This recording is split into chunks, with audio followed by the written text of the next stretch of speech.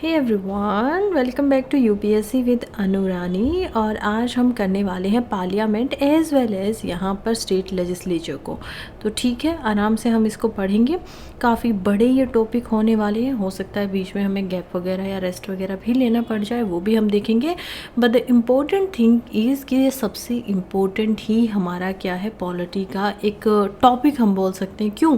क्योंकि मैक्सिमम जो हमें नंबर दिखाई देते हैं यहाँ पर क्वेश्चंस के, वो एक्चुअली में पार्लियामेंट से ही दिखाई देते हैं। पिछले 10 साल में ऑन एन एवरेज 4 सवाल यहाँ से हर प्रीलिम्स में आए हैं। तो इससे ज़्यादा भी आए हैं, क्योंकि ऑलमोस्ट 40 जो क्वेश्चंस है वो हम देख पाएंगे कि यहाँ पर 2011 से लेकर अगर आप 2024 तक के प्रीलिम्स के पेपर को उठाएंगे तो देख पाएंगे। So it's a very important high yield topic. बहुत अच्छे से, बहुत डीपली हम जाकर इसको पढ़ेंगे, सो दैट हमें काफ़ी सारी चीज़ें याद रहें। हम रिविजन करते रहेंगे इस टॉपिक का। एंड इसके बाद में तो जुडिशरी रह जाएगा, और कुछ एक्स्ट्रा जो कॉन्स्टिट्यूशनल नॉन कॉन्स्टिट्यूशनल बॉडीज़ हैं, तो वो 2 या 3 वीडियोज़ में हमारा जो ये पूरा का पूरा पॉलिटी का कोर्स है रैपिड रिविजन का, ये ख़त्म हो जाएगा। उसके बाद हम इकोनॉमी पे अपनी शुरुआत करेंगे। तो सबसे पहले पार्लियामेंट समझते हैं ना। पार्लियामेंट का क्या मतलब है? पार्लियामेंट का मतलब है जिसके अंदर प्रेसिडेंट, लोकसभा एंड राज्यसभा, ये जो तीनों के तीनों इंस्टीट्यूशन है, ये आते हैं ना। अब यहाँ से काफ़ी सवाल आए हैं कि president is not a part of parliament, but that is wrong. क्यों?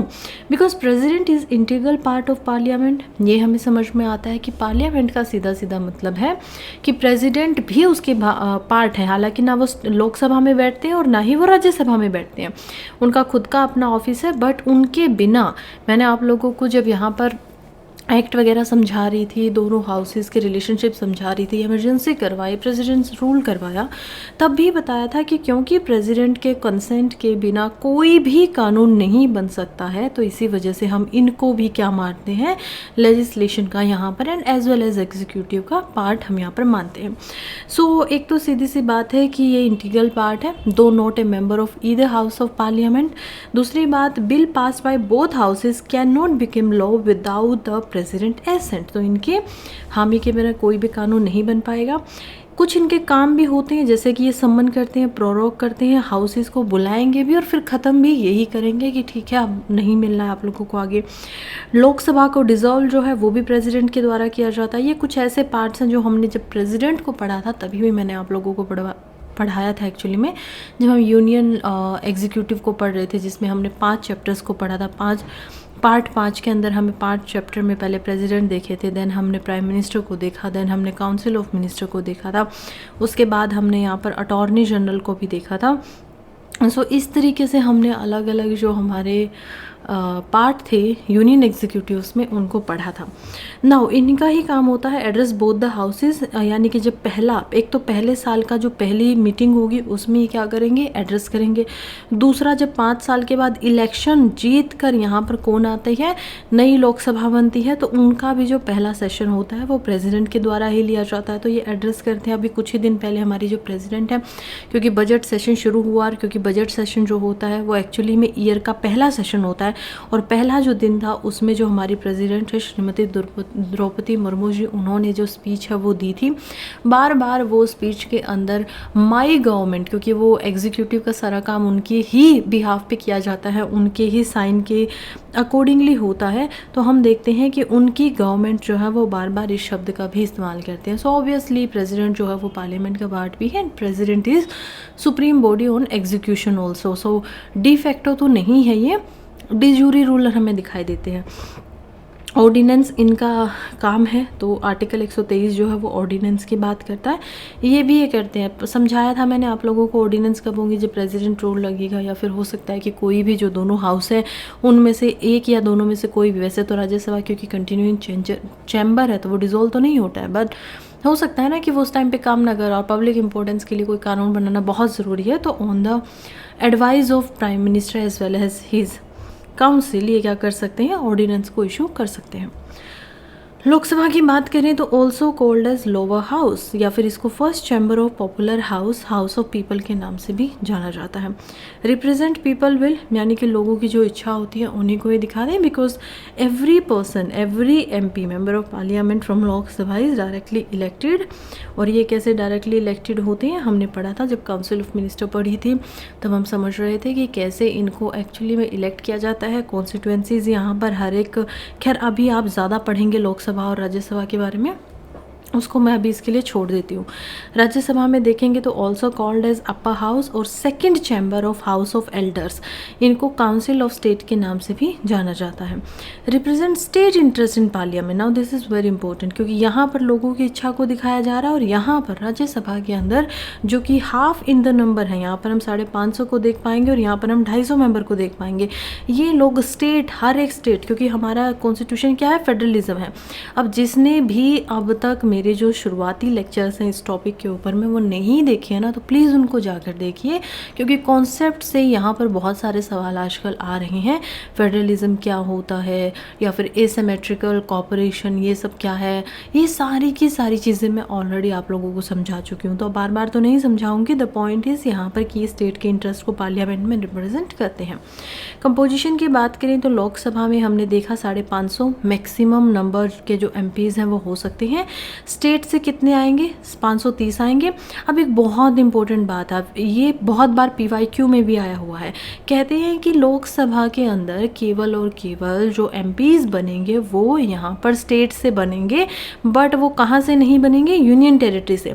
तो ये बार बार गलत कर देते हैं। देखिए UT से भी यहाँ पर आते हैं, लेकिन ये बात है कि 8 में से केवल 3 ही ऐसे यूनियन टेरिटरीज हैं जिनके जो नुमाइंदे होते हैं वो लोकसभा में जाते हैं। कौन कौन सी है, पहले दिल्ली और पौंडुचेरी होती थी, नाउ क्योंकि Jammu Kashmir as a state की बजाय अब यूनियन टेरिटरी बन गया था, तो हम देखते हैं कि अब जम्मू एंड कश्मीर से भी यहाँ पर क्या होता है, जो रिप्रेजेंटेटिव्स होते हैं उनको चुनाव किया जाता है, और ये मैक्सिमम 20 ही यहाँ पर लिए जा सकते हैं।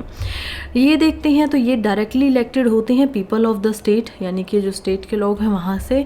और यहाँ पर अगर हम देखेंगे तो ये जो है ये डायरेक्टली इलेक्टेड होते हैं अंडर यूनियन टेरिटरीज़ में, क्योंकि यहाँ पर भी क्या है, ये तीनों की तीनों ऐसी यूनियन टेरिटरीज़ हैं जिनके पास में खुद की स्टेट लेजिस्लेटिव असेंबलीज़ हैं, इनके पास इनके खुद के चीफ मिनिस्टर हैं, इनके पास इनके खुद के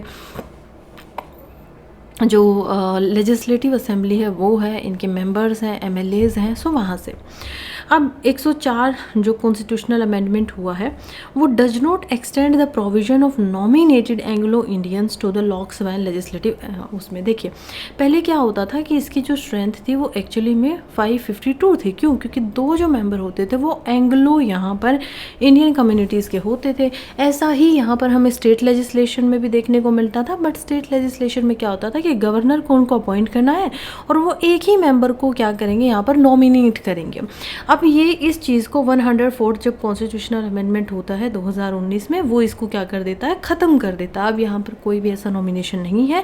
राज्यसभा में आप देखेंगे कि 12 मेंबर्स को नॉमिनेट किया जाता है, but they are not specifically, ऐसा ज़रूरी नहीं है कि वो यहाँ पर एंग्लो इंडियन कम्युनिटी से हों। सो कौन कौन होने चाहिए, मैक्सिमम नंबर हमें पता चल गया। नॉमिनेशन जो है वो प्रेसिडेंट करते हैं और उन लोगों का करते हैं जिनके पास में स्पेशल नॉलेज है या फिर प्रैक्टिकल एक्सपीरियंस है। यहाँ पर 4 फील्ड हमें दिखाई देंगी। जब मैं सेम टू सेम आपको अगर किसी लेजिस्लेटिव काउंसिल के बारे में बताऊंगी जिसको गवर्नर करेंगे, तो वहाँ पर हम एक और फील्ड को देख पाएंगे जो कि कौन सी होती है, कोऑपरेटिव मूवमेंट। तो ये एक एक्स्ट्रा है, अदरवाइज ये ऊपर वाले जो चारों हैं वो सेम रहते हैं। चलो, art, literature, science and social service, तो ये एक इम्पोर्टेंट हमें आलस करके भी आप इसको याद कर सकते हो। ऑल्दो आलसी लोगों का वहाँ पर कोई काम है नहीं, बट आलस क्या हो गया कि यहाँ पर आर्ट हो गया, लिटरेचर हो गया, साइंस एंड सोशल सर्विस, ये ऐसे 4 फील्ड होंगे जिसमें से 12 जो मेंबर होंगे वो क्या होंगे, नॉमिनेट किए जाएंगे राज्यसभा के अंदर। By whom, by the president of India. अब हम देखेंगे कि मैक्सिमम जो रिप्रेजेंटेटिव आ सकते हैं यूटी से, यहाँ पर भी आएंगे तो वो कितने होंगे, 238। अब इनको इलेक्ट करने का जो मेथड है वो इनडायरेक्ट इलेक्शन है, तो डायरेक्टली इन लोगों का इलेक्शन नहीं होता। और ये बात कौन कर रहा है, article 80 of the constitution is telling us about this. Okay. फिर हम देख पाएंगे यहाँ पर कि जो रिप्रेजेंटेशन है, देखिए स्टेट से क्या होगा, प्रोपोर्शनल रिप्रेजेंटेशन हमें दिखाई देगी। और प्रोपोर्शनल रिप्रेजेंटेशन हमने पहले भी समझी है कि किस प्रकार से वो काम करती है, कि जितनी ज़्यादा पॉपुलेशन है उसी के हिसाब से कॉन्स्टिट्यूएंसीज़ को डिवाइड किया जाएगा। और उसमें से हम देखेंगे कि यहाँ पर जो रिप्रेजेंटेटिव हैं वो एक सीट पर लड़ेंगे और उसमें से जो जीतेगा वो यहाँ पर पहुँच पाएगा लोकसभा उनमें स्टेट लेजिस्लेटिव असेंबलीज़ में। ठीक है, लोकसभा में तो डायरेक्टली होगा, लेकिन यहाँ पर इनडायरेक्टली है। तो क्या है कि स्टेट लेजिस्लेटिव असेंबलीज़ में से फिर खुद में से जितने भी मेंबर हैं वहाँ पर, मान लीजिए 90 यहाँ पर क्या है, हरियाणा के अंदर क्या है, MLAs होते हैं।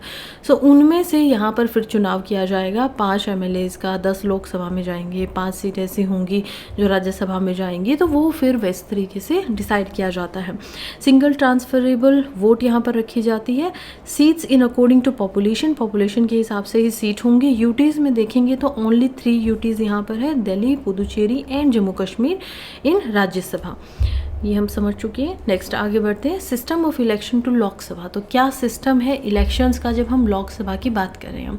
तो सबसे पहला तो है टेरिटोरियल कॉन्स्टिट्यूएंसीज, यानी कि कॉन्स्टिट्यूशन ये इंश्योर करता है। Now this is very important thing, क्योंकि आपसे फिर से सवाल पूछा जाएगा according to constitution of India, इस कॉन्स्टिट्यूशन ऑफ इंडिया डिफाइंस। तो ये इस तरीके के शब्द आएंगे, तो हर बार ध्यान रखना है कि कॉन्स्टिट्यूशन क्या क्या बता रहा है। Now constitution ensures that there is a uniformity of representation in two respect. 2 तरीके से होना चाहिए। पहला क्या होगा, बिटवीन द डिफरेंट स्टेट, यानी कि सभी की सभी जो अलग अलग स्टेट्स हैं उनमें यहाँ पर हमें यूनिफॉर्मिटी दिखाई दे, सेम पॉपुलेशन हम सारी की लेके चले। Between the different constituencies in the same state, एक ही स्टेट के अंदर भी हम क्या करेंगे, सेम स्टेट के अंदर जो अलग अलग कॉन्स्टिट्यूएंसीज बनाएंगे उनको इस तरीके से बांटेंगे कि वहाँ पर भी जो पॉपुलेशन का साइज़ है वो क्या रहे, सेम रहे दोनों कॉन्स्टिट्यूएंसीज में, और बिल्कुल सेम समानता में दिखाई दे। और ऐसा ही क्या होता है, स्टेट के अंदर भी हर एक कॉन्स्टिट्यूएंसी को हम बांधते हैं।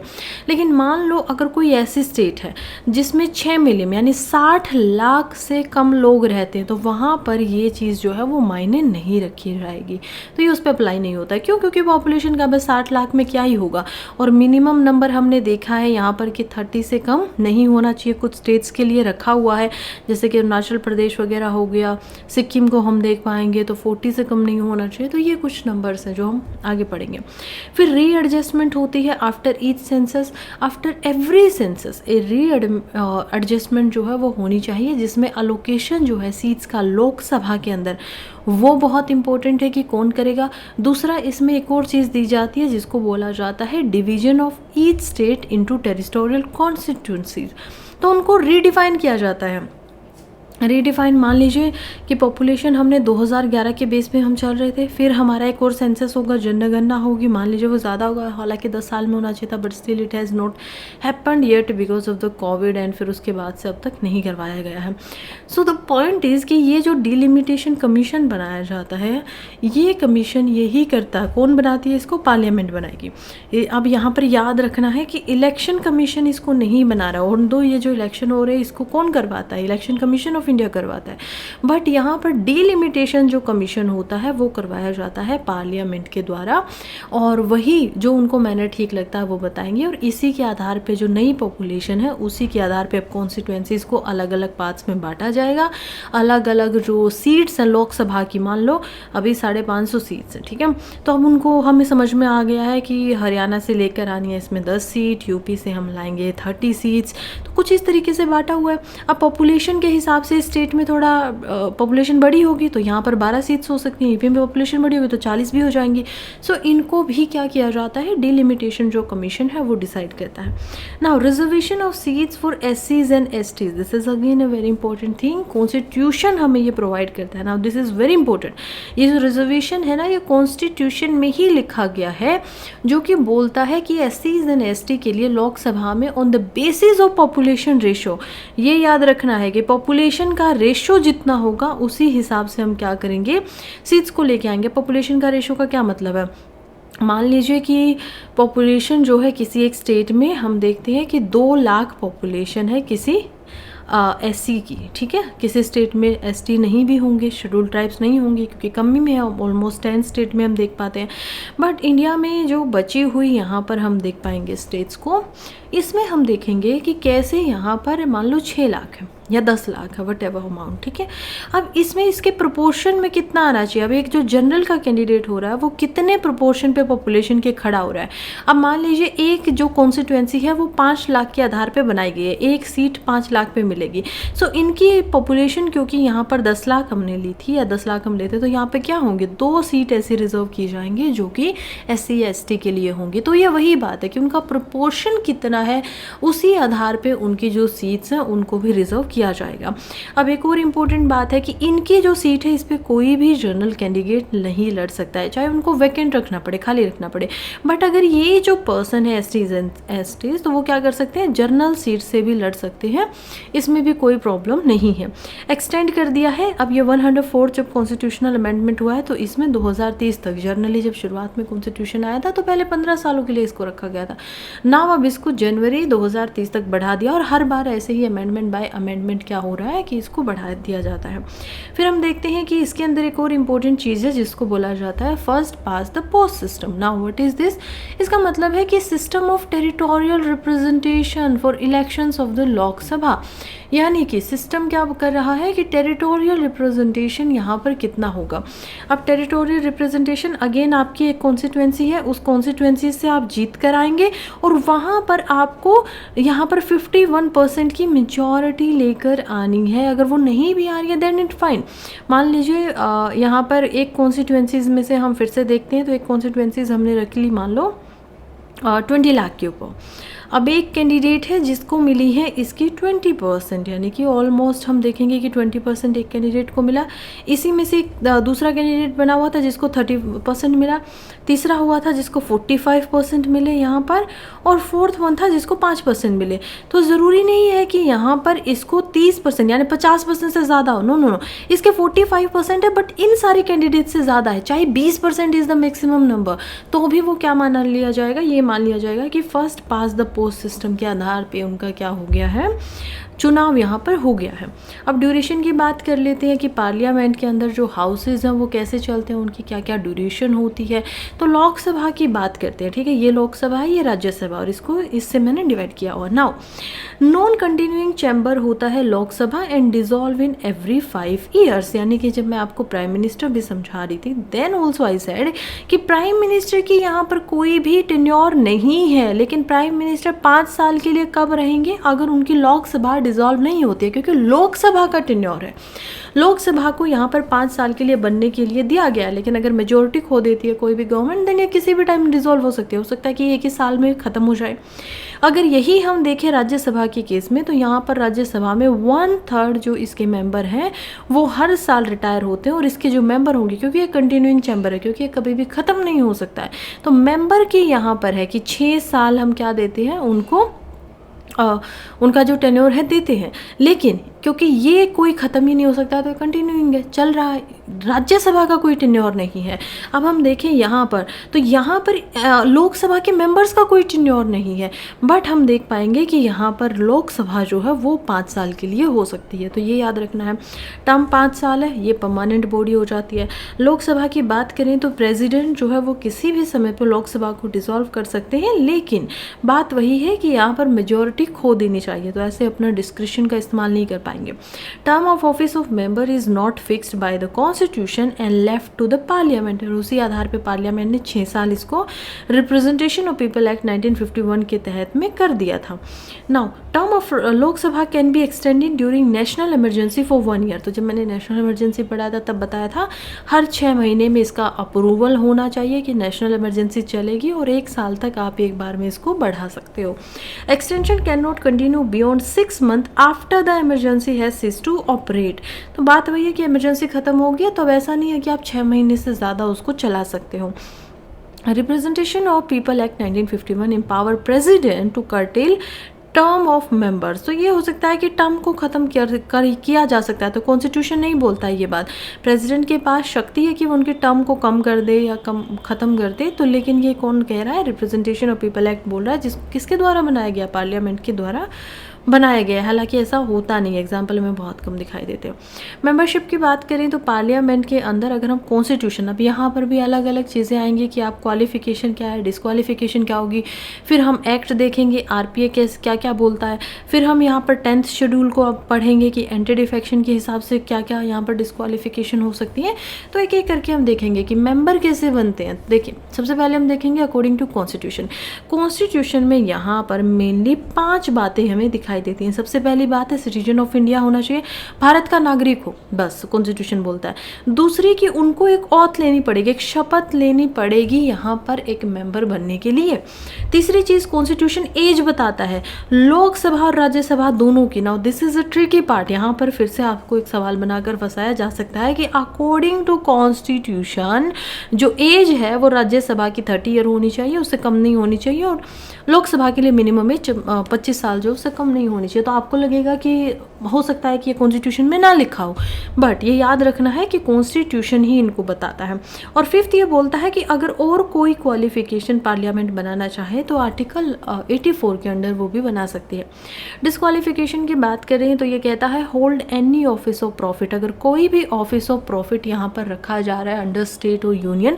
अब याद रखना है कि ऑफिस ऑफ प्रॉफिट में मिनिस्टर्स को या फिर जैसे कि प्रेसिडेंट हो गया, वाइस प्रेसिडेंट हो गया, इनको as a office of profit नहीं माना जाता है, हटा दिया गया था, ठीक है। फिर ये बोलता है कि कॉन्स्टिट्यूशन ही बोलता है कि अनसाउंड माइंड है, मान लीजिए कोई अब उतना ज़्यादा जो उनसे क्षमताएं थी कि उनका दिमाग ठीक तरीके से चल रहा है वो नहीं है, अनसाउंड हो गया, यानी कि वो जो है वो ठीक हिसाब से अब मानसिक स्तर से नहीं रहे इस चीज़ के लायक। और वो ऐसा नहीं है कि आप बोल देंगे कि ये तो दिमागी रूप से बीमार हो गए हैं, वो नहीं माना जाएगा। अगर उसको एक कोर्ट के द्वारा डिक्लेयर कर दिया जाता है, अगर कोर्ट बोल देता है ये बात कि हाँ उनके ऊपर पूरा एग्जामिनेशन करने के बाद देन वो क्या होंगे, डिस्क्वालीफाई हो जाएंगे as a member of parliament. फिर ये बोलते हैं अनडिस्चार्ज इंसॉल्वेंट, यानी कि उन्होंने कोई कर्जा ले रखा था और वो जो कर्जा था उन्होंने वो नहीं चुकाया है भी, वो मतलब ऐसा नहीं है कि प्राइवेट इंडिविजुअल के खिलाफ होगा, वही है कि मतलब गवर्नमेंट से कोई लिया हो, बैंकिंग से कोई लिया हो और वो उसको नहीं दे रहे हैं, तो वो भी उनके क्वालिफिकेशन डिसक्वालिफिकेशन का एक कारण बन जाएगा। फिर कहता है not a citizen of India, 5 ही यहाँ पर ये भी बताए गए हैं, इसमें से फोर्थ वही है कि सिटीजन होना चाहिए। अगर सिटीजन ऑफ इंडिया नहीं है और या फिर उन्होंने वॉलेंट्रली अपनी जो सिटीजनशिप है उसको किसी फॉरेन स्टेट का ले लिया है और खुद का ख़त्म हो गया है, तो इस वजह से भी यहाँ पर क्या होगा कि वो उनकी मेंबरशिप जो है वो ख़त्म हो जाएगी। और 5वां ये कहते हैं कि disqualified under any law made by parliament, तो डिसक्वालिफिकेशन आर्टिकल 102 बोलता है यहाँ पर, और अगर प्रिस्क्राइब करती है क्वालिफिकेशन पार्लियामेंट तो वो आर्टिकल 84 बोलता है। अब हम देखते हैं कि ऐसा क्या क्या है जो यहाँ पर पार्लियामेंट ने बनाया है। तो according to representation of people act 1951 कुछ क्वालिफिकेशन है, जैसे कि register as an elector for a parliamentary constituency, तो कोई भी स्टेट हो, स्टेट के अंदर एक कॉन्स्टिट्यूएंसी होगी, बनाई जाएगी कि इसमें से लड़ना है आपको। कॉन्स्टिट्यूएंसी का सीधा सीधा मतलब है कि टेरिटरी को बांटा जाएगा, हो सकता है कोई बड़ी डिस्ट्रिक्ट उसमें पूरी एक डिस्ट्रिक्ट आ जाए, हो सकता है किसी में एक से ज़्यादा डिस्ट्रिक्ट्स को रखा जाए, तो पॉपुलेशन के आधार पर बांटा जाएगा, तो उसका किसी एक में रजिस्टर होना चाहिए इलेक्टर की तरह कि आप वोट देते हो, वहाँ से, और उस स्टेट का आपको होना चाहिए, देन आपकी क्वालिफाई हो। For Rajya Sabha a member can be an elector from any state, अब राज्यसभा के लिए देखो, लोकसभा के लिए आपको जिस स्टेट से आप लड़ रहे हो उसी की कॉन्स्टिट्यूएंसी का आपको मेंबर रहना पड़ेगा। राज्यसभा के लिए आप किसी भी स्टेट से हो सकते हो, आप हो हिमाचल प्रदेश से लेकिन आप जो है मतलब कहीं से भी हो सकते हो, राइट, क्योंकि आपको राज्यसभा में आना है, तो इनडायरेक्ट इलेक्शन से आराम से पहुंच जाओगे। Now member of a SC/ST in any state of UT if he wants to contest a seat reserve for them, तो ये भी है कि आप मेंबर हैं, आपके लिए रिजर्वेशन है और आप अपनी रिजर्व सीट के लिए लड़ना चाहते हो तो आप कहीं से भी क्या कर सकते हो, लड़ सकते हो। SC और ST can also contest a seat not reserve for them.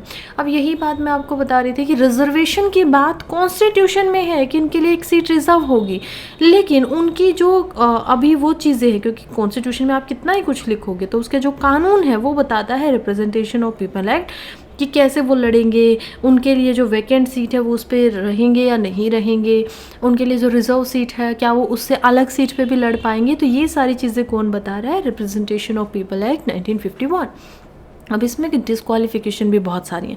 For example ये पहले बोलता है कि अगर आप किसी इलेक्शन ऑफेंस में यहाँ पर गिल्टी पाए जाते हो, दोषी पाए जाते हो, देन आपका क्या होगा, आपको हटा दिया जाएगा। देन कहता है कि आपको किसी ऑफेंस के लिए कुछ आपने गलती कर दी है और उसकी वजह से आपको 2 साल या 2 से ज़्यादा सालों के लिए जेल हो जाती है, इम्प्रिजनमेंट हो जाती है। देन अगेन आप क्या करेंगे, यहाँ पर दोषी पाए जाएंगे और आप डिसक्वालीफाई यहाँ पर हो जाएंगे, फिर आप as a member of parliament नहीं रहेंगे। कहते हैं fail to lodge an account of his election expense, अगर उन्होंने जितना खर्चा किया इलेक्शन के ऊपर अगर वो उसको फेल हो जाते हैं दिखाने के लिए, देन अगेन वो क्या हो जाएंगे, डिसक्वालीफाई होंगे। Any interest in government contract works और सर्विसेज, आप मेंबर ऑफ पार्लियामेंट हैं और आप ही गवर्नमेंट के कॉन्ट्रैक्ट वगैरह को या खुद ले रहे हो या फिर अपनी फैमिली के किसी मेंबर को दिलवा रहे हो, तो एक तरीके से आप क्या कर रहे हो, यहाँ पर दूसरे लोगों के साथ में अन्याय कर रहे हो और पावर का मिसयूज़ कर रहे हो, क्योंकि आपके पास में एक पावर थी। तो इसीलिए यहाँ पर अगर आप ऐसा कुछ भी करते हो और पकड़े जाते हो, then you will also disqualify. Dismissed from government service for corruption और डिसलॉयल्टी टू द स्टेट, अगर इनमें से कोई भी रीजन आपके साथ हुआ है, देन अगेन आप डिस्क्वालीफाइड हैं, आप इलेक्शन भी नहीं लड़ सकते हैं। Convicted for promoting enmity between different groups for the offence of bribery, देखो या तो आप दो अलग अलग ग्रुप हैं, एग्जाम्पल हिंदू एंड मुस्लिम, या तो आप इन दोनों के अंदर इनमिटी यानी कि दुश्मनी बढ़ा रहे हो अपनी बातों से, अपने विचारों से, या फिर आप कुछ जो घूस वगैरह होती है, ब्राइब होती है, वो लेते हुए पकड़े जाते हो। सो इन सब कारणों से भी आप क्या हो जाओगे, डिस्क्वालीफाई हो जाओगे।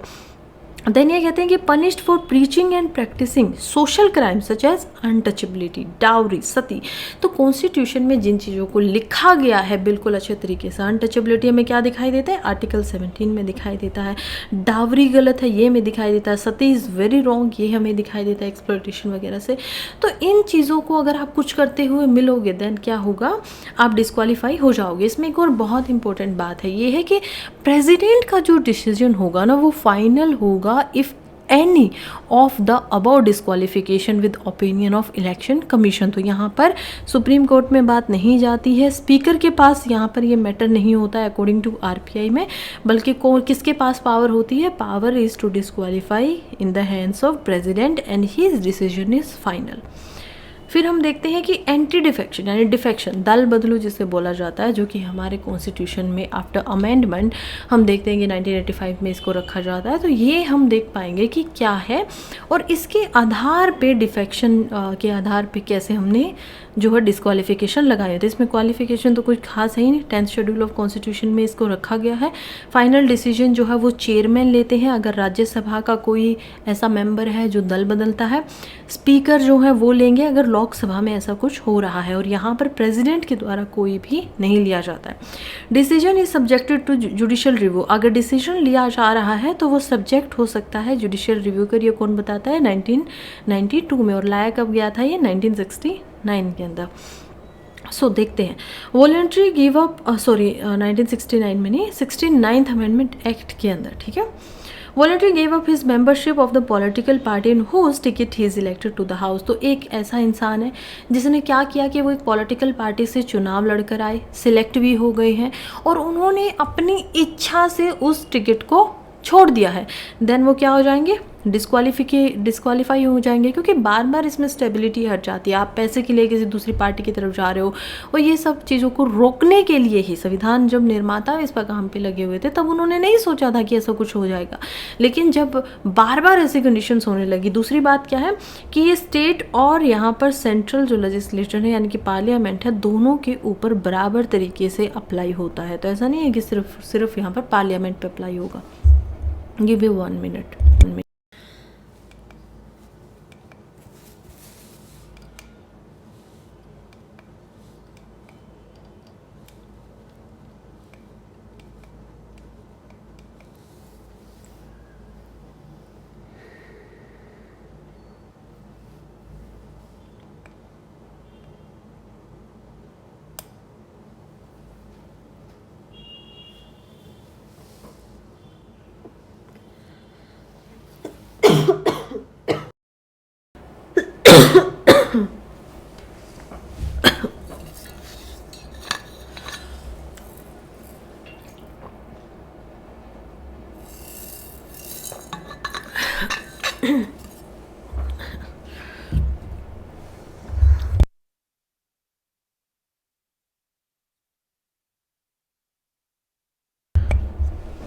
Okay guys, I am ready again, sorry about that.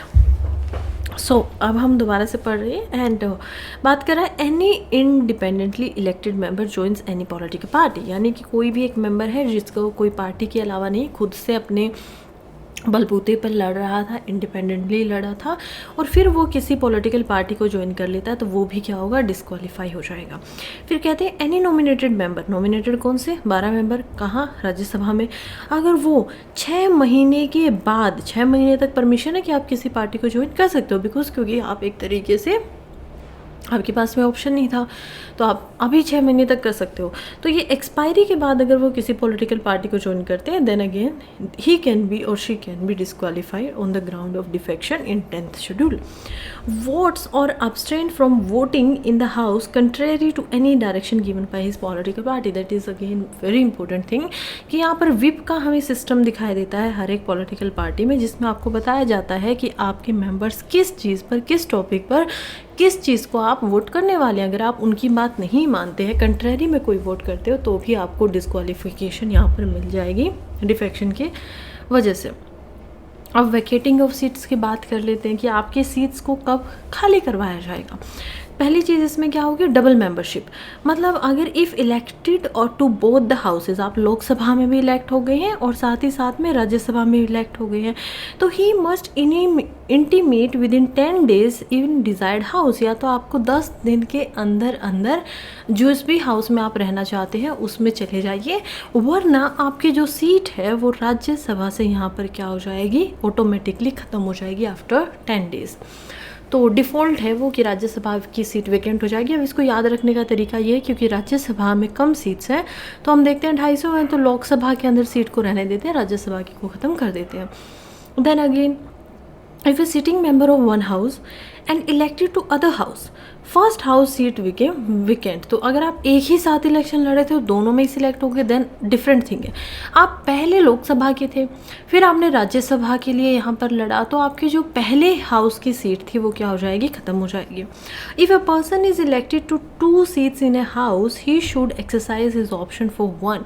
Again बात वही है कि अगर कोई, आप 2 सीटों पे इलेक्ट हो रहे थे, लेकिन एक ही हाउस में, लोकसभा में ही आपको 2 सीटों पे यहाँ पर सदस्यता जो है वो मिल रही है, तो आपको एक ही को चुनना पड़ेगा। अदरवाइज यहाँ पे बहुत इंपॉर्टेंट चीज़ है, अगर आपने एक को नहीं चुना तो क्या होगा, आपके दोनों की दोनों सीटों को ही यहाँ पर खाली कर दिया जाएगा और आप एज अ मेंबर नहीं रहेंगे। सो ये एक बहुत इंपॉर्टेंट है।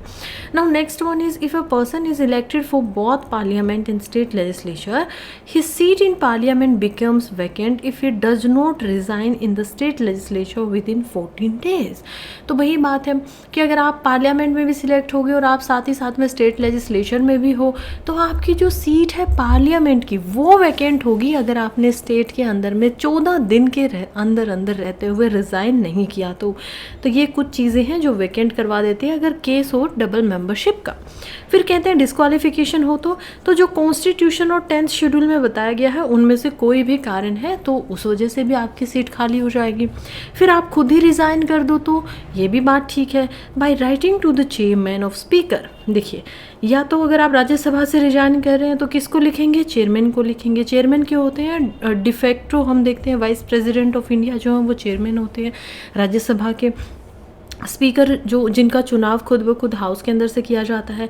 चेयरमैन और अगर स्पीकर नहीं है तो देखिए पहली बात तो फिर इनकी जगह पे जो भी यहाँ पर इनकी ड्यूटीज़ को कंडक्ट कर रहा होगा, हो सकता है डिप्यूटी चेयरमैन हो सकता है डिप्यूटी यहाँ पर स्पीकर हो, तो उनको आप लिखेंगे। और अगर ये इनके हाथ में है कि आपके रेजिग्नेशन को एक्सेप्ट करें या ना एक्सेप्ट करें। Absence is again A part, क्यों, क्योंकि अगर कोई भी मेंबर 60 दिन से ज़्यादा बिना परमिशन के यहाँ पर अब्सेंस हो जाता है, हाउस में आ ही नहीं रहा है, तो फिर क्या होगा, उनको भी यहाँ पर उनकी जो सीट है उससे हटा दिया जाएगा। अब एक बात इसमें याद रखने की है कि ये 60 दिन के अंदर उस पीरियड को गिना नहीं जाता है जिसके अंदर हाउस या तो प्रोरोग्ड हो या फिर अडजॉर्न्ड हो, मतलब जिसमें जो है हाउस मीटिंग कर ही ना रहा हो, तो इन दोनों की काउंटिंग नहीं होगी। कुछ अदर केसेस भी होते हैं, जैसे मान लीजिए मेंबर जो है वो अगर इलेक्शन ही उसका वॉइड हो जाए तो वो कौन करवाएगा, वो करवाएगा यहाँ पर। और वैकेटिंग की है, कौन सा आर्टिकल बता रहे हैं, आर्टिकल 101। तो आर्टिकल 100 हमारी बात करता है मेजॉरिटी की और खासकर सिंपल मेजॉरिटी के। आर्टिकल 368 हमने देखा था बात करता है स्पेशल मेजॉरिटी की, 2 टाइप ऑफ मेजॉरिटी। और आर्टिकल 101 बात करता है कि वैकेंट कैसे होगा, खाली कैसे होगा।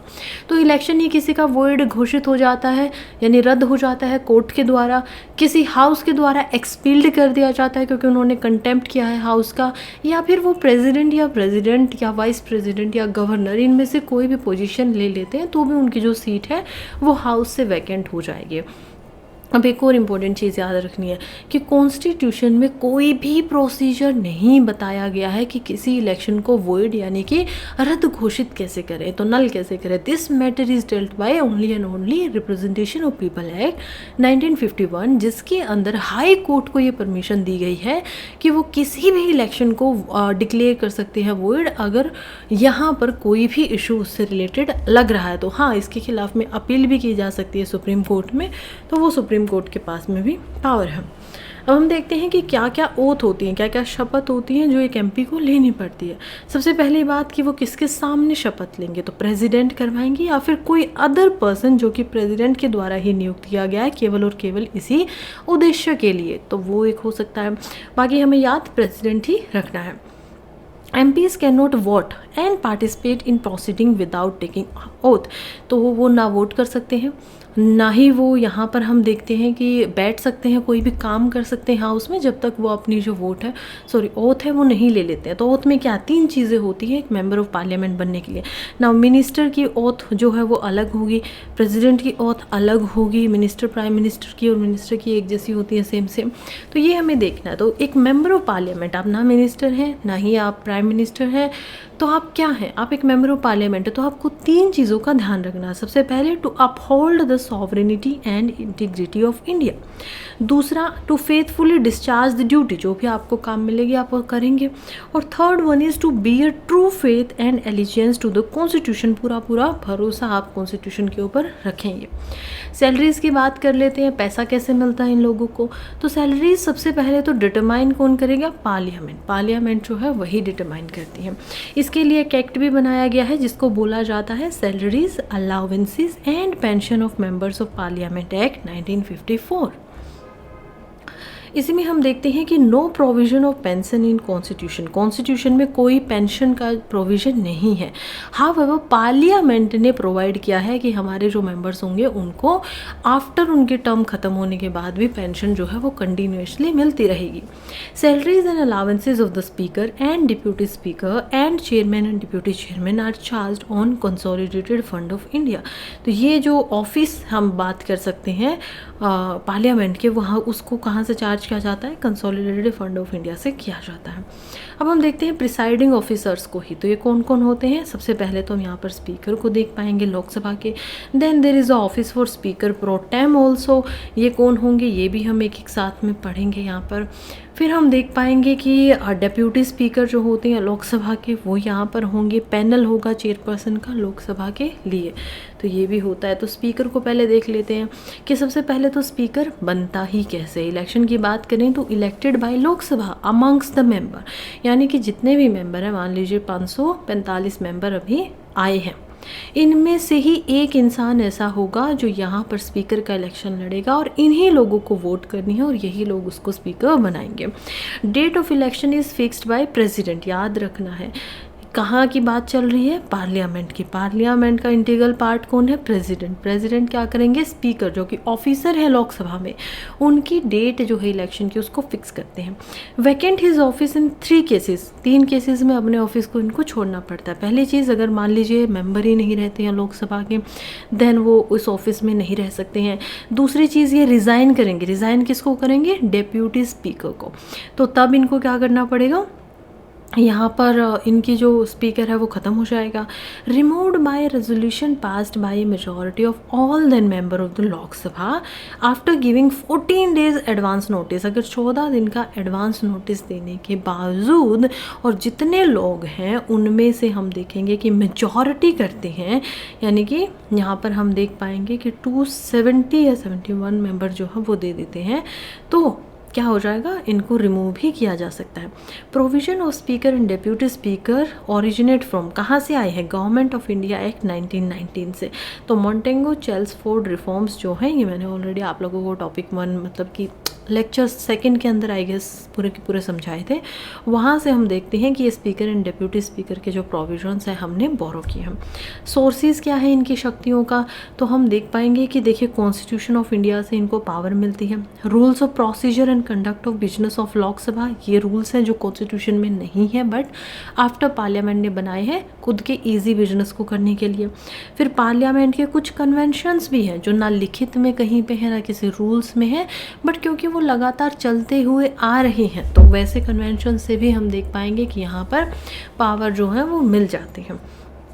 इंडिपेंडेंस की इनकी ध्यान रखना चाहिए, क्यों, क्योंकि देखिए एक तो इनकी सिक्योरिटी इनको मिलती है टेन्योर की, ऐसा नहीं है कि केवल एक ही पार्टी के प्रति लायबल रहे, इनको टेन्योर पूरा का पूरा फिक्स मिलता है कि जब तक लोकसभा है तब तक आप रहेंगे ही, अगर इनमें से कोई कंडीशन ना हो जाए तो। फिर ये कहते हैं कि removal only by resolution with special majority, special majority के साथ ही आपको हटाया जा सकता है। सैलरीज और जो इनकी अलाउंसेज होती हैं वो कंसोलिडेटेड फंड ऑफ इंडिया पे होती है, और क्योंकि कंसोलिडेटेड फंड ऑफ इंडिया के ऊपर कोई वोट्स नहीं हो सकती हैं तो उनको कम भी नहीं किया जा सकता है। His power of regulating procedure is not subject to jurisdiction of any court, तो ये किस तरीके से अपने प्रोसीजर को लोकसभा में चला रहे हैं उसको आप कोर्ट में चैलेंज नहीं कर सकते हो। रोल क्या है इनका, एक तो ये हेड है लोकसभा के, तो यस देखिए जब हम लोकसभा की लीडर की बात करते हैं ना तब हम बात करते हैं प्राइम मिनिस्टर की, लेकिन जब हम हेड की बात करते हैं तो हम देख पाते हैं कि ये कौन है, स्पीकर होते हैं। गार्डियन है power and privileges of the member, सभी मेंबर्स को जो जो शक्तियाँ मिली हैं, जो जो उनको प्रिविलेजेस मिले हैं उन सब की यहाँ पर रक्षक ये है। Principal spokesman of the house and his decision in all parliamentary matters is final. Now ये सेम स्टेटमेंट आपको दी जाएगी और आप सोचेंगे कि ये तो क्या लग रही है, एक्सट्रीम स्टेटमेंट लग रही है और आप इसको छोड़ देंगे, but read very very carefully. ये हेड हैं और जो भी पार्लियामेंट्री मैटर यहाँ पर होगा इन्हीं के डिसीजन को फाइनल माना जाएगा। Chairman of business advisory committee के चेयरमैन हैं, रूल्स कमेटी के चेयरमैन होते हैं, एंड जो जर्नल पर्पस कमेटी है, कमेटीज़ भी मैं आप लोगों को पढ़ाऊंगी after doing the state legislature. फिर हम देखेंगे कि इन 3 कमेटीज़ की क्या होते हैं, चेयरमैन होते हैं ऑटोमेटिकली। पावर्स एंड फंक्शंस की बात करें तो मेंटेन ऑर्डर एंड डेकोरम, ये इनका काम होता है। Final interpreter of provision of the constitution, क्या लिखा गया है in the case of parliamentary proceeding, ये याद रखना है।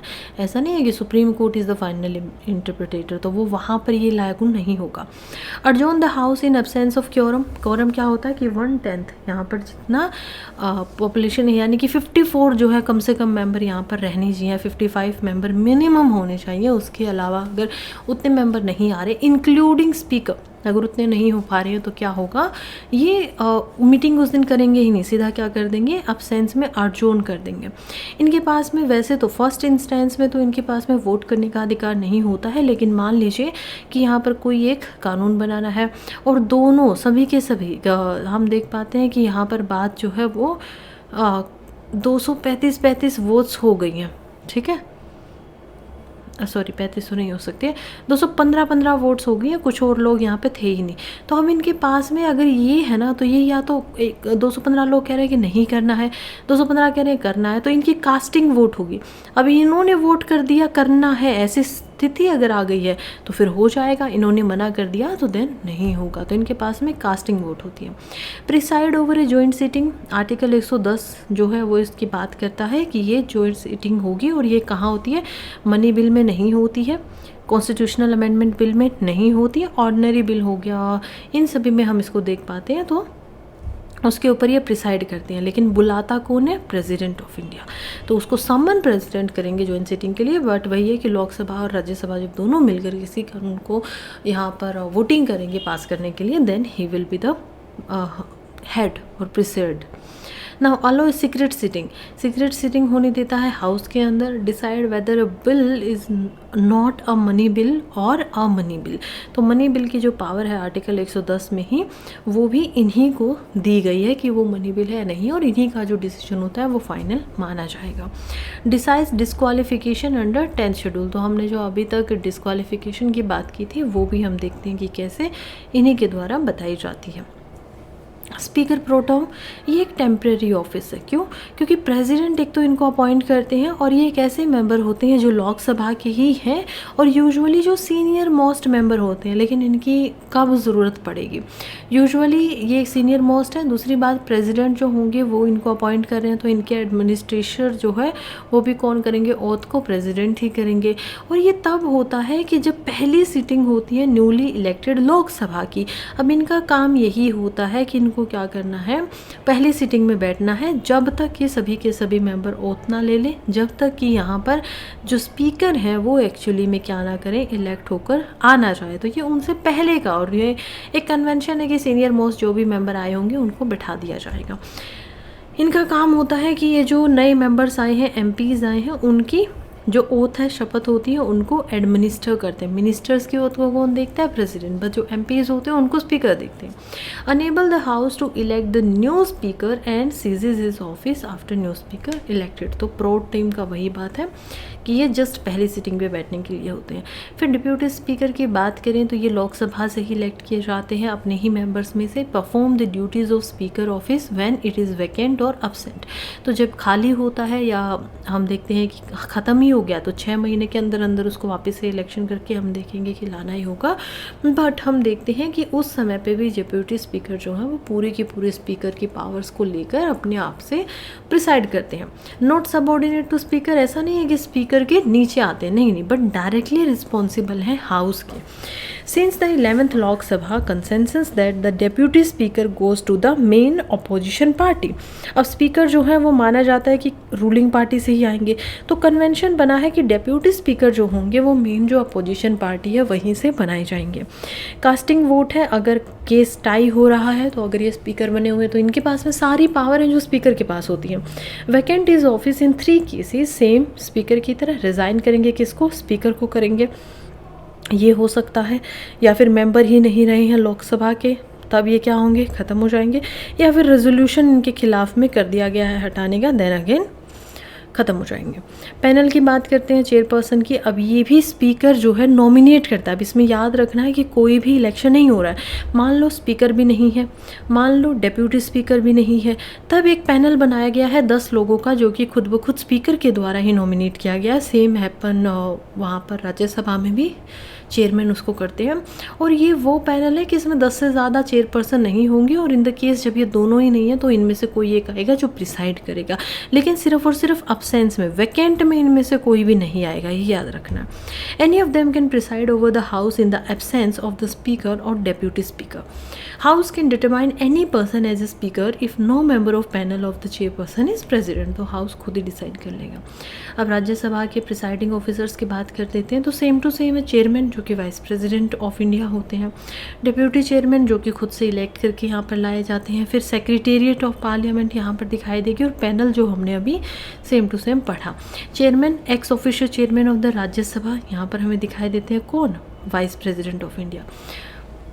Presiding officer of the Rajya Sabha हमें यहाँ पे दिखाई देते हैं। Removal from his office only if removed from the office of vice president, तो ऐसा नहीं है कि यहाँ पर रेजोल्यूशन इनका होगा, नहीं, ये क्या होगा कि अगर वाइस प्रेसिडेंट के पद से ही ये हट जाते हैं देन ही ये यहाँ के उससे हट पाएंगे। Chairman is not a member of a house, क्यों, क्योंकि ये तो वाइस प्रेसिडेंट होते हैं, तो ये मेंबर ऑफ द हाउस नहीं होते हैं, और लोकसभा में speaker is a member of house, याद रखना है। Chairman also can not vote in the first instant but has a casting vote, same to same is like speaker. Salary same as speaker but when act as president, क्योंकि president जब नहीं होते हैं तो हमें पता है ना कि वो इस president के पास में पावर है कि he will act as president, तो इनकी जो entitled होती है, emolument होता है, allowances होते हैं, वो इनको president के ही मिलते हैं, otherwise he is same as speaker. Now speaker has two special power which are not enjoyed by the chairman. तो चेयरमैन के पास में दो शक्तियाँ नहीं होती हैं जो कि स्पीकर के पास में। पहला, speaker decide on money bill कि कौन सा मनी बिल है और कौन सा नहीं है, और क्योंकि ये सिर्फ लोकसभा में ओरिजिनेट हो सकता है, राज्यसभा में हो ही नहीं सकता है, तो स्पीकर ही क्या करते हैं कि उस पर सर्टिफिकेट लगा के भेजते हैं कि this is a money bill. So ये एक चीज़ है। दूसरा, speaker preside over a joint sitting. तो जॉइंट सिटिंग जब भी होगी तो स्पीकर ही उसको हेड करेंगे, ये भी इनके पास में एक एक्स्ट्रा ड्यूटी है। Deputy Speaker, same like Deputy Speaker is a Deputy Chairman of Rajya Sabha elected by Rajya Sabha itself from amongst its member, not subordinate to the Chairman but directly responsible to the Rajya Sabha. Vacates office in any three cases: ceases to be a Minister of Rajya Sabha, resigned by writing to the Chairman, removed by resolution passed by a majority of the then member. Again special majority है, लेकिन 14 days का आपको advance notice यहाँ पर देना ही पड़ेगा। Panel की बात कर लेते हैं। तो nominated under the rules of Rajya Sabha, ये वही सेम टू सेम है, चेयरमैन इसको करेंगे। Chairman nominates from amongst the member of panel of wise person, again 10 से ज़्यादा ना हो। Any one of them can preside over the house in the absence of the chairman and the deputy chairman. Secretariat of Parliament is important. Each House of Parliament has separate secretariat staff of his own. तो जो भी काम है उसको delegate करने के लिए उनका खुद के पास में क्या होता है ना, खुद का हम देखते हैं कि सेक्रेटेरिएट होता है। नाउ रिक्रूटमेंट जो होती है इनकी और सर्विसेज कंडीशंस होती है वो कौन बताता है? Parliament. Headed by secretary general appointed by presiding officer of the house. Leaders in parliament कौन कौन होंगे तो हम देखेंगे। देखिए लीडर्स जो होते हैं दोनों ही हाउसेज में होते हैं, तो दोनों ही हाउसेज में लीडर कौन होगा हाउस का? लोकसभा में प्राइम मिनिस्टर ही होंगे, and in case of Rajya Sabha जो भी प्राइम मिनिस्टर यहाँ पर डिसाइड करे जिसको भी लीडर बनाए वो लीडर बन जाता है। तो प्रोवाइड्स अ कंस्ट्रक्टिव क्रिटिसिज्म जो कि पॉलिसीज़ को है। इसी में लीडर ऑफ अपोजिशन भी होता है जो कि इनके अलावा भी इनके पास क्या होनी चाहिए? मिनिमम 1/10 जो है वो इनके पास में मेंबर्स होने चाहिए। तो मिनिमम 55 मेंबर्स अगर इनके एमपी हैं तो यहाँ पर उनको लीडर ऑफ अपोजिशन चुना जा सकता है। और विप का क्या सिस्टम है वो भी मैं आपको समझाऊंगी। पहले देखते हैं leader of the house exercise direct influence on the conduct of business. USA में मेजॉरिटी लीडर को माना जाता है, कुछ एसएसआई यहाँ पर भी है प्राइम मिनिस्टर होते हैं। Can also nominate A deputy leader of the house, तो ये भी किया जा सकता है। Leader of the house in the Rajya Sabha is a minister who is a member of Rajya Sabha and nominated by prime minister. तो वही बात है कि राज्यसभा में कौन होगा जिसको प्राइम मिनिस्टर बता देंगे। अब ये जो है ये मेंशन नहीं है कॉन्स्टिट्यूशन के अंदर, mention under the rules of houses, लेकिन रूल्स ऑफ जो हाउसेस है उसमें पाया जाता है। तो ये भी बहुत अच्छे से याद रखना है कि लीडर ऑफ द हाउस जो टर्म है वो कॉन्स्टिट्यूशन में पाई ही नहीं जाती है। और जब लीडर की पोजीशन नहीं है तो लीडर ऑफ अपोजिशन तो बाद में ही हम लाए हैं तो वो भी नहीं पाई जाएगी, राइट। तो किस में पाई जाएंगी? ये रूल ऑफ द हाउसेस किसने बनाए थे? पार्लियामेंट बाद में बनाती है। Prime minister if he is a member of Lok Sabha. चलिए अपोजिशन को देखिए। Provides constructive criticism of the policies of government. Leader of the largest opposition party having not less than 1/10 seat of the total strength of the house. तो again 55 minimum होनी चाहिए, या फिर इन the case of Rajya Sabha minimum 25 तो होनी चाहिए। Constitution में नहीं पाया जाता है, किस में पाया जाता है? पार्लियामेंट्री स्टैट्यूट के अंदर। अकॉर्डिंग स्टैट्यूटरी रिकॉग्निशन इन 1977, तो 1977 में इनके ऊपर एक कानून आता है, देन इनको स्टैट्यूट की जो बुक है पार्लियामेंट में उसमें रखा जाता है। सैलरी अलाउंसेस वगैरह इनकी कैबिनेट के मिनिस्टर के जितनी होती है, तो ये छोटी पोस्ट तो नहीं है क्योंकि आपकी रैंक आपका जो यहाँ पर पावर है वो एक तरीके से कैबिनेट के मिनिस्टर की जितनी आपको दी जा रही है। फर्स्ट टाइम रिकॉग्नाइज कब होता है? 1969 में होता है। ब्रिटेन से ये कंसेप्ट हमने लिया है जिसको शेडो कैबिनेट की तरह भी देखा जाता है, और यूएसए में इनको एज अ माइनॉरिटी लीडर के नाम से भी जाना जाता है। विप की बात करें तो ना ये कॉन्स्टिट्यूशन में है, ना ये रूल्स में है, ना ही ये पार्लियामेंट्री स्टैट्यूट में। तो कन्वेंशन की तरह ये काम करता है कि ऐसा करना ही होगा, पार्लियामेंट्री गवर्नमेंट में ऐसा करना चाहिए। ये रूलिंग पार्टी और अपोजिशन के खुद के अपने विप होते हैं, तो एक तरीके से आप इनको मॉनिटर टाइप लगा के देखिए। इनका काम होता है अपनी पार्टी के मेंबर्स को बताना कि आपको किसी चीज़ पे कैसे वोट करना है या किस तरीके से आपको क्या क्या प्रतिक्रिया देनी है। Serve as an assistant floor leader की तरह ये काम करते हैं, यानी कि जो प्राइम मिनिस्टर है उनके असिस्टेंट की तरह काम करते हैं। Responsibility of ensuring the attendance of his party member, कि पहली बात तो वो आए, दूसरा उनका सपोर्ट एक ही तरह होना चाहिए। Members are suppose to follow the directive given by the whip, otherwise disciplinary action can be taken, और अगर नहीं मानते हैं तो 10th schedule, anti defection law, disqualification, ये सब हो सकता है। अब हम आ गए हैं हमारे प्यारी पार्लियामेंट के सेशंस के ऊपर, कि सेशन कैसे होते हैं। सम्मन कौन करेगा? प्रेसिडेंट। अर्जोनमेंट कौन करेगा? स्पीकर। अर्जोनमेंट साइन डाइन यानी कि उसको ख़त्म कौन करेगा? प्रोरोग यानी कि बिल्कुल ख़त्म हो जाएगी। डिसॉल्व यानी कि समय से पहले ख़त्म कर देना। तो ये हम देखते हैं। सबसे पहले सम्मनिंग को पढ़ेंगे। तो प्रेसिडेंट जो है वो सम्मन करते हैं each house of the parliament को। Maximum gap between the 2 sessions of parliament can not be more than 6 month, ये भी कॉन्स्टिट्यूशन बोलता है। बट इन्होंने कोई नाम नहीं दिए हैं। यूजुअली हमारे 3 सेशन होते हैं एक साल में, तो इसमें बजट सेशन होता है, मानसून सेशन होता है, as well as winter session. अगर कुछ घटनाएं होती हैं, जैसे 2020 में कोविड था तो विंटर सेशन नहीं हुआ था, एंड दैट इज़ फाइन, वो नहीं हो सकता है। बट क्योंकि संविधान ने बोला है कि 6 महीने के अंदर अंदर आपको एक सेशन करना ही होगा, तो यहाँ पर बजट और मानसून करना ज़रूरी होता है। Session of parliament period spanning between first sitting of a house and its prorogation. सेशन का मतलब यही है कि पहली सिटिंग जब आप बैठे हो और हाउस के प्रोरोग होने से बीच का जो समय था उसको सेशन बोला जाता है। इसी में बीच में रिसेस भी आती है, जिसका मतलब होता है period spanning between the prorogation of a house and its reassembly in a new session. तो देखो, बजट सेशन शुरुआत हुआ मान लीजिए 1 फरवरी को या 31 जनवरी को, यहाँ से लेकर अब ये चलेगा, हम मान लेते हैं कि ये मई तक चलेगा, तो मई 25 को ये ख़त्म हो जाएगा। अब ये बीच में क्या है, ये हम देखते हैं सेशन है।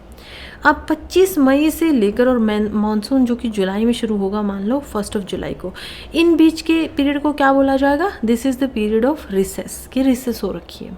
तो स्कूल वाला ही तो रिसेस कब होती थी? जब एक पीरियड के बीच में और बीच में हम अलग अलग रिसेस देखते थे, राइट। अर्जोनमेंट को देखें तो suspend the work in A sitting for a specified time, बता देते हैं कि 2 दिन के लिए हम अब ये काम नहीं करेंगे, ख़त्म हो गया। इसमें घंटों के लिए भी हो सकता है कि 4 घंटे के लिए अर्जोन करा जा रहा है, डेज और वीक, तो ये होता है। डन बाय कौन करेंगे? स्पीकर करेंगे। अर्जोनमेंट साइन डाइन यानी कि अब इसमें टाइम नहीं बताया गया है कि कितने दिनों के बाद अब हमने दोबारा मिलना है, तो इनडिफाइंड पीरियड के लिए क्या कर दिया गया? एक सिटिंग को टर्मिनेट कर दिया जाता है। Adjourned without naming a day for the reassembly, this is the easiest and simplest way of understanding what is the meaning of adjournment sine die. Done by president presiding officer of the house, तो speaker या chairman करेंगे। Does not affect the bill और any other business, pending कुछ भी है तो उसको affect नहीं करेगा। Prorogation terminate a sitting and session of the house. Now this is important, तो सेशन को बुला कौन रहे हैं? प्रेसिडेंट बुला रहे हैं, तो उसको ख़त्म कौन करेंगे? वो भी प्रेसिडेंट ही करेंगे। ये अफेक्ट नहीं करता है बिल्स को या फिर एनी बिजनेस पेंडिंग, तो ये क्या होगा? फिर हम देखेंगे कि जब नया सेशन शुरू होगा उसमें फिर से बिल्स को उठा लिया जाएगा। All pending notice lapse on prorogation and fresh notice have to be given to the next session, तो जो नोटिस थे वो ज़रूर यहाँ पर क्या हो जाते हैं? ख़त्म हो जाते हैं, बट बिल जो है वो वैसे के वैसे रहते हैं। डिसोल्यूशन समय से पहले जो टेन्योर है वो ख़त्म हो जाना। And the very life of existing house and a new house is constituted after general election, तो जनरल इलेक्शन के बाद में एक नई सरकार बनेगी और फिर नई लोकसभा बनेगी। Only the Lok Sabha is subject to dissolution. President decide to dissolve the house, yes dissolution is irrevocable. अगर एक बार हो गया तो फिर ऐसा नहीं है कि अब दोबारा से आप उसको हटा पाएंगे या दोबारा से आप उसको लागू कर पाएंगे, नो। नया इलेक्शन करो, नई गवर्नमेंट बनाओ, नई एमपीज आएंगे, नई यहाँ पर लोकसभा बनेगी। All business including bills, motions, resolution, notice, petition and so on pending before Lok Sabha और इट्स कमेटी लैप्स, यानी कि ऑटोमेटिकली ख़त्म हो जाते हैं। अब इसमें भी 5-6 हैं कि 3 लैप्स हो जाती हैं, 4 चीज़ें लैप्स नहीं होंगी, सो वो हम देखेंगे। पहले देख लेते हैं वोटिंग इन हाउस को। वोटिंग इन हाउस कैसे होती है, वोटिंग कैसे होगी, राइट।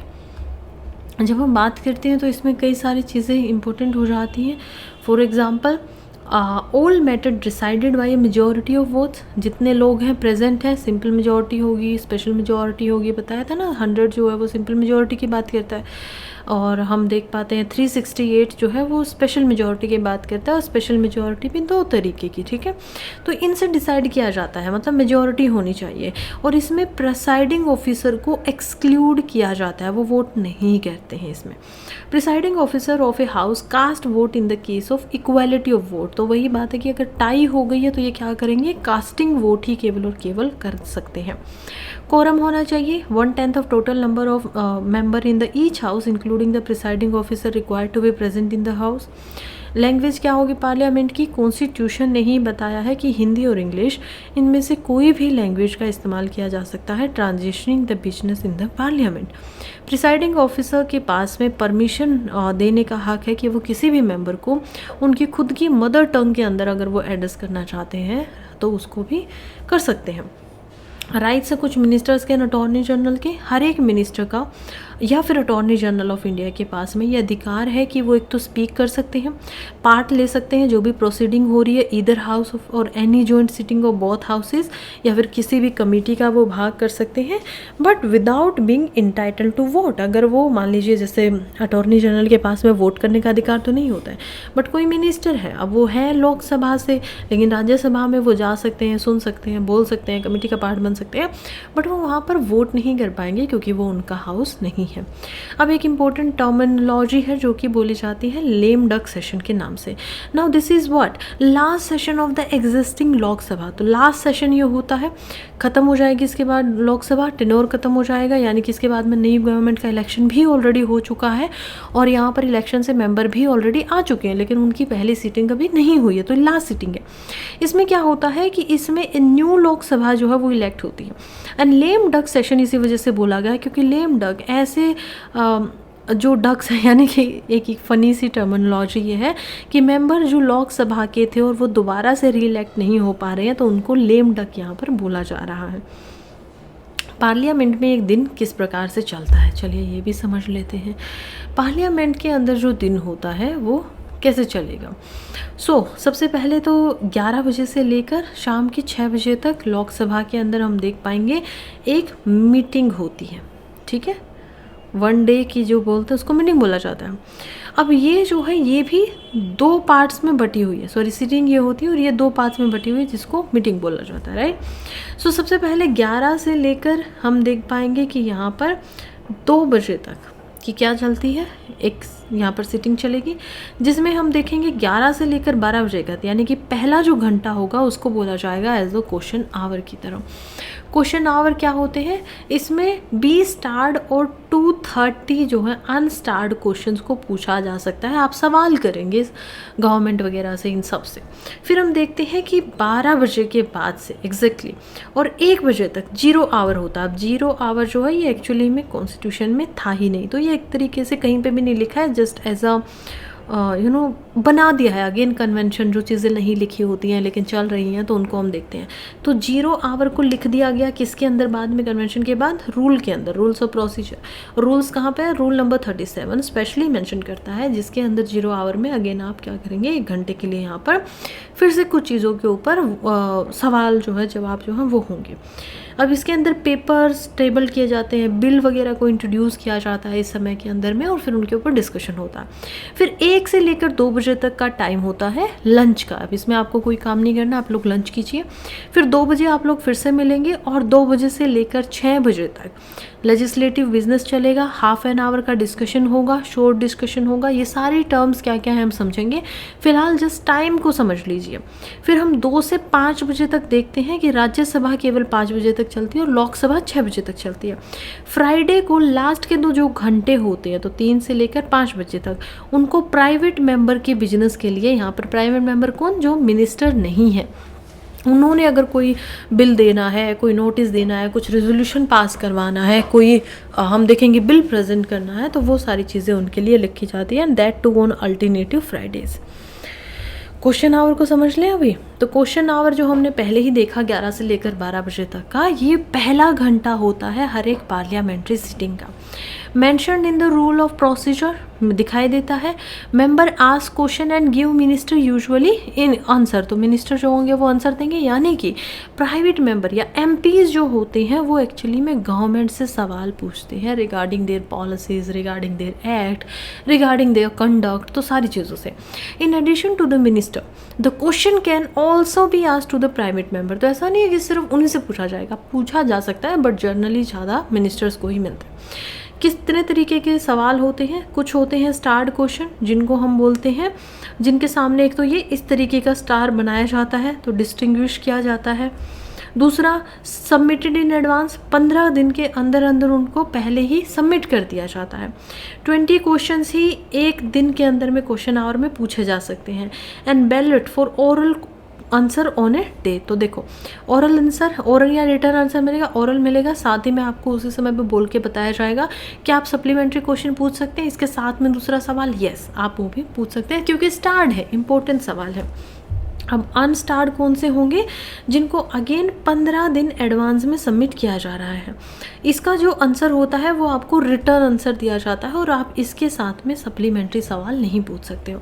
फिर कुछ शॉर्ट नोटिस क्वेश्चन होते हैं, यानी कि एकदम से बहुत ही छोटा नोटिस दिया गया और आपसे पूछा जा रहा है। Asked by giving a notice of less than 10 days admitted at the description of the speaker, केवल और केवल ओरल आंसर होंगे और सप्लीमेंट्री सवाल पूछे जा सकते हैं और 10 दिन पहले आपको एडमिट करना पड़ेगा, लेस देन 10 days, और ये स्पीकर की डिस्क्रिप्शन उनकी इच्छा पे, उनकी मर्जी पे डिपेंड करता है कि वो इसको सबमिट करेंगे या नहीं।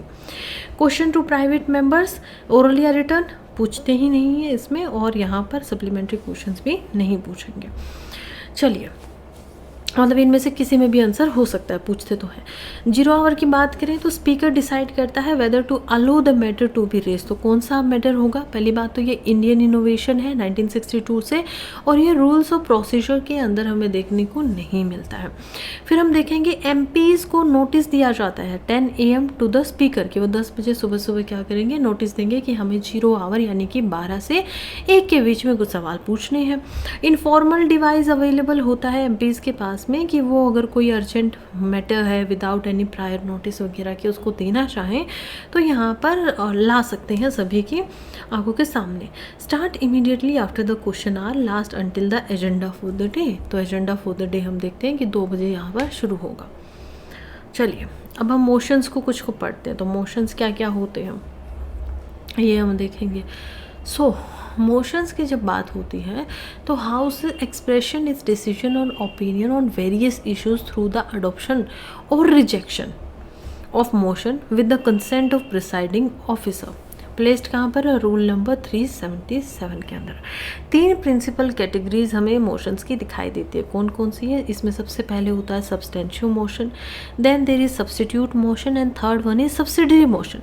सब्सिडरी मोशन जो है उसमें से भी हम फिर से देख पाते हैं कि 3 कैटेगरीज में हम उसको देख पाएंगे, जिसमें एंसिलरी मोशन आ जाएगा, सुपर शेडिंग मोशन आ जाएगा, अमेंडमेंट आ जाएगा। तो मोशन यानी कि कोई चीज़ आप लेकर आ रहे हो।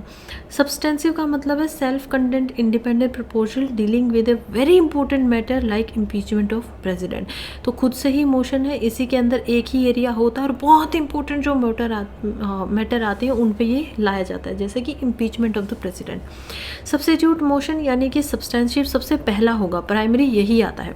Moved in substitution of an original motion, इसके हिसाब से कोई दूसरा मोशन लिया गया है। Proposes an alternate to which then supersedes the original motion. Subsidiary का क्या मतलब है, no meaning and can not state the decision of the house without reference the original motion proceeding. तो सब्सिडरी का मतलब है कि इसके साथ में थोड़ा, सब्स्टिट्यूट इसको बदल दे रहा है कंप्लीटली तरीके से, सब्सिडरी यानी कि इसी के साथ में एक नए तरीके का आ रहा है। Ancillary motion used as the regular way of proceeding with various kind of businesses, तो ये इसमें होगा। Superseding moved in course of debate on another issue and seek to supersede that issues. Amendment seek to modified और substitute only a part of the original motion, तो ये उसमें आता है। चलिए, अब फिर से हम मोशन ही पढ़ रहे हैं, तो इसमें हम पढ़ेंगे क्लोजर मोशन को। अब ये क्या है, by a member to cut short the debate on a matter before the house and matter is put to vote. मान लीजिए कोई मैटर रखा गया 12 बजे या 2 बजे, अब उस पर डिबेट चल रही है लगातार लगातार लगातार लगातार लगातार, और ये जो डिबेट है ये बहुत ज़्यादा टाइम कंज्यूमिंग है। अब टाइम ज़्यादा लग रहा है तो हमें और भी तो काम करना है ना एक ही चीज़ पे। तो अब जब लगता है कि काफ़ी हद तक, काफ़ी देर तक ऑलरेडी डिबेट चल चुकी है and now it is not necessary to further debate on that issue, then लेकर आया जाता है क्लोजर मोशन, यानी कि इसको बंद करो। बंद करने के बाद क्या करना है, आपको वोट करनी है। अब इसमें 4 तरीके के मोशंस क्लोजर के हम देखेंगे, जिसमें आता है simple closure, matter having be sufficiently discussed, आप उसको वोट पे डाल दो।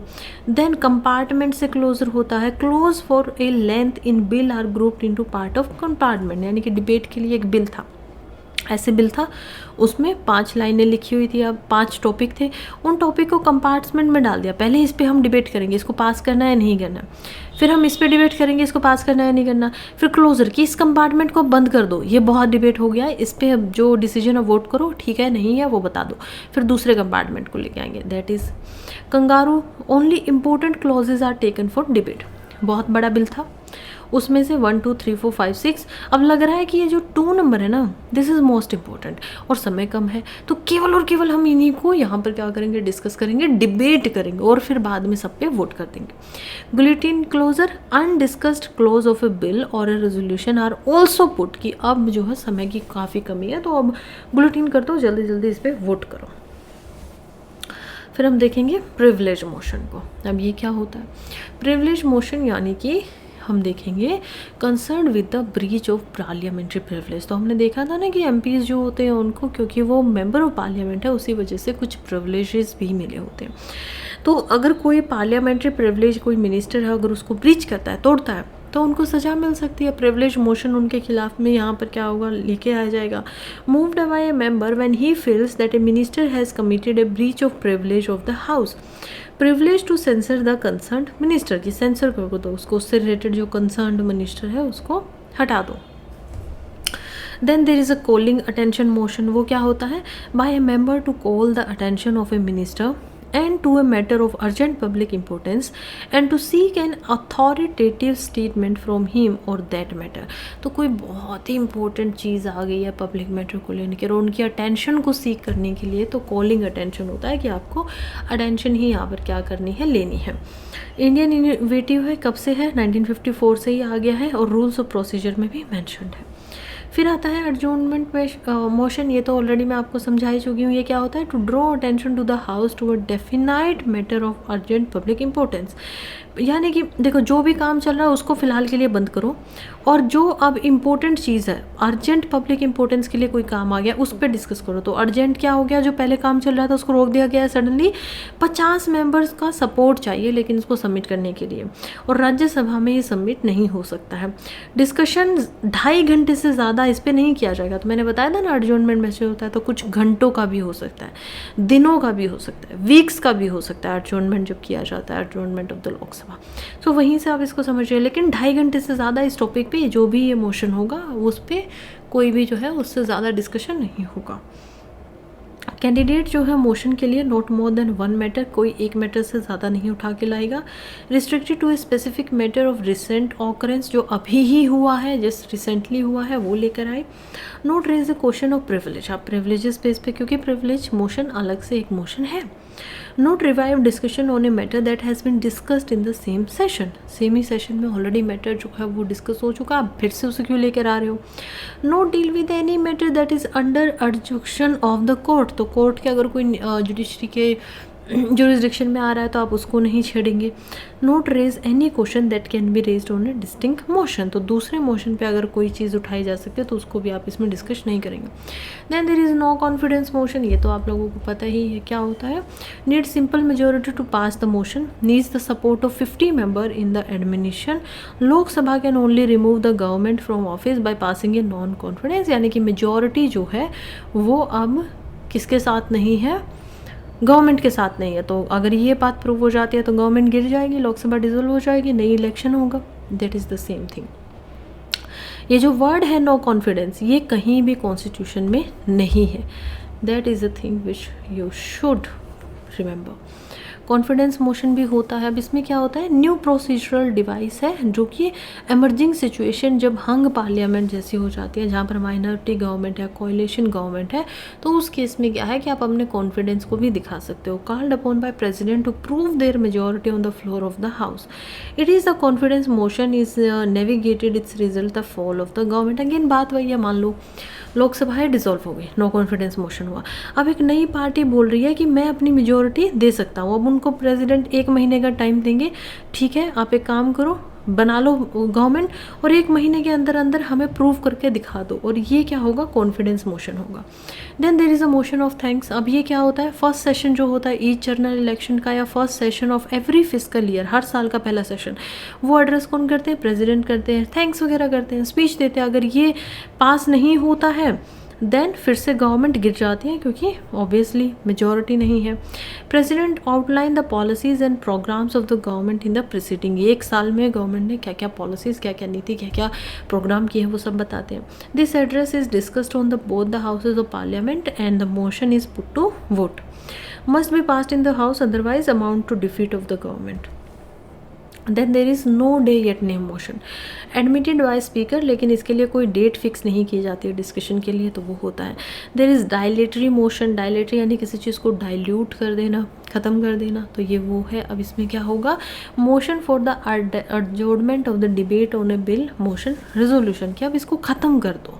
मोशन टू रिटार्ड और delay the process of a business under consideration of the house, moved by a member of any time after the motion has been made.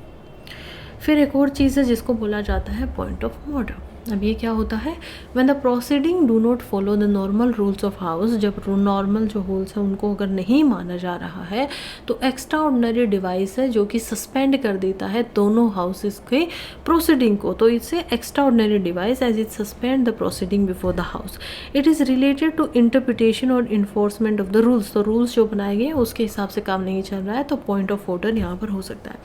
A member can raise it when the proceeding do not follow the normal rules, no debate in allowed, तो इस पर कोई debate नहीं होती है, तो कौन करेगा इसको भी, ऑब्वियसली स्पीकर ही करेंगे।